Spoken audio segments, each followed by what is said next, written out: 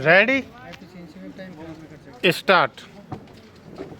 फरियादी की उक्त रिपोर्ट के आधार पर थाना अपराध क्रमांक 12/34 धारा 431, 323, 506 के अंतर्गत देहाती नालसी लेखबद्ध की गई और उक्त देहाती नालसी के आधार पर थाना अपराध क्रमांक 54/20 अंतर्गत धारा 341, 323 भारतीय दंड संहिता की कायमी की जाकर प्रकरण विवेचना में लिया गया विराम।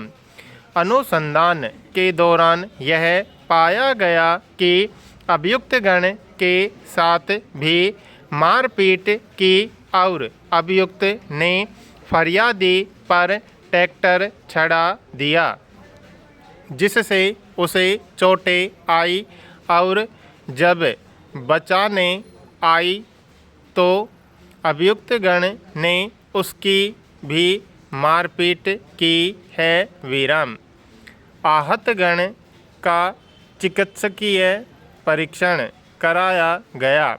साक्ष्यों के कथन लेखबद्ध किए गए एवं संपूर्ण अनुसंधान उपरांत अभियुक्त के विरुद्ध एवं शेष अभियुक्तगण को फरार दर्शाते हुए अभियोग पत्र न्यायिक मजिस्ट्रेट प्रथम श्रेणी के समक्ष प्रस्तुत किया गया तथा अभियुक्त के विरुद्ध पूरक अभियोग पत्र न्यायिक मजिस्ट्रेट प्रथम श्रेणी के न्यायालय में पेश किया गया विराम। पैरा उक्त चिकित्सक स्वतंत्र साक्षी है जिनकी आहतगण से कोई हितबद्धता या अभियुक्तगण से कोई रंजिश होना दर्शित नहीं होता है विराम। उक्त चिकित्सक साक्षियों के कथन पर अविश्वास किए जाने का अन्य कोई कारण भी परिलक्षित नहीं होता है विराम। उक्त साक्षियों के कथन से यह प्रकट होता है कि घटना दिनांक को आहत अभियुक्त के शरीर पर साधारण उपहत्या विद्यमान थी तथा आहत के शरीर पर गंभीर उपहत्या विद्यमान थी जो प्रमाण घातक थी विराम। पैरा आपराधिक न्याय प्रशासन का मूलभूत सिद्धांत यह है कि अभियोजन को अभियुक्त के विरुद्ध अपराध संदेह से परे सिद्ध करना चाहिए और अभियुक्त को कुछ भी सिद्ध करने की आवश्यकता नहीं होती है। विधि उसे निर्दोष मानकर चलती है विराम। अभियोजन पर सिद्ध करने का जो बोझ है वह कभी भी स्थानांतरित नहीं होता है और न ही कल्पनाओं तथा आधारों पर दोष सिद्धि अभिलिखित की जा सकती है, क्योंकि कल्पनाओं और आपराधिक विचारण में कोई महत्व नहीं होता है विराम।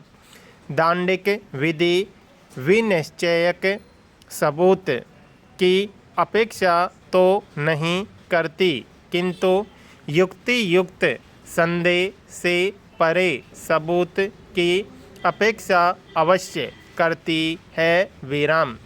दांडिक न्याय के प्रशासन का यह महत्वपूर्ण गुण है कि मामले में विद्यमान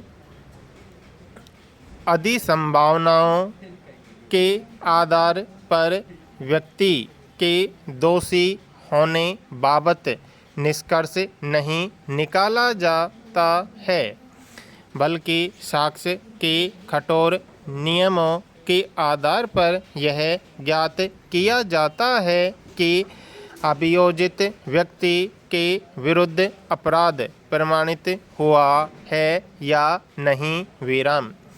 दोषी व्यक्ति के विरुद्ध दोषी होने का निष्कर्ष अभिलिखित करने के लिए दंडिक न्यायालय के पास केवल साक्षी के रूप में एक ही माध्यम होता है, जिसके आधार पर न्यायालय आरोप की सत्यता और असत्यता का निर्धारण करता है। यदि उक्त माध्यम टूट जाता है या अविश्वसनीय बन जाता है तो न्यायालय के पास अभियुक्त को दोष मुक्त करने के अतिरिक्त अन्य कोई विकल्प नहीं रह जाता है। विराम। स्टॉप।